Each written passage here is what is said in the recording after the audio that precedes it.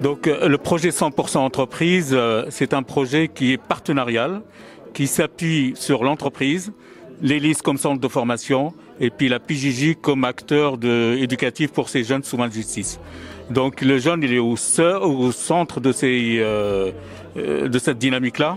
Alors le rôle de la PJJ dans ce projet, c'est de faire en sorte que les jeunes suivis par la protection judiciaire de la jeunesse puissent accéder à un parcours de formation qui soit au plus près de la réalité. Ce qui se passe, c'est une formation pour un groupe de 10 jeunes à partir de janvier.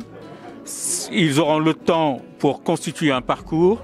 Et l'idée, c'est de la remobilisation, la formation et l'insertion dans une entreprise. On met en place d'ores et déjà des expériences dans l'entreprise, mais on souhaite aller beaucoup plus loin dans ce projet et de faire en sorte de mobiliser des entreprises auprès de ce public qui a besoin qu'on leur tende la main, qui a besoin qu'on leur ouvre des portes, comme on a pu le dire ce matin, pour travailler leur projet d'insertion.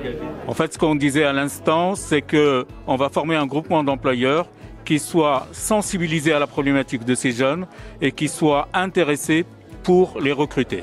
Alors, le calendrier, une fois qu'on aura démarré le comité de pilotage pour avancer un peu sur le projet, qui va nous permettre aussi d'aller rencontrer les financeurs pour soutenir ce projet, on devrait normalement commencer une première session en janvier. L'ELIS est déjà engagé avec la Fédération du BTP, avec la CAPEB, et on a aujourd'hui avec nous un acteur premier, c'est UC Bâtiment, qui s'engage pour vraiment travailler sur ce groupement d'employeurs. Les services de la PJJ composés d'éducateurs vont pouvoir aussi accompagner le jeune et c'est faire en sorte qu'une synergie existe entre ces trois partenaires, donc l'entreprise, la formation représentée par la LIS et les mineurs de la PJJ. C'est de dire que ce projet s'inscrit dans une continuité par rapport à ce qui se passe dans la Loire.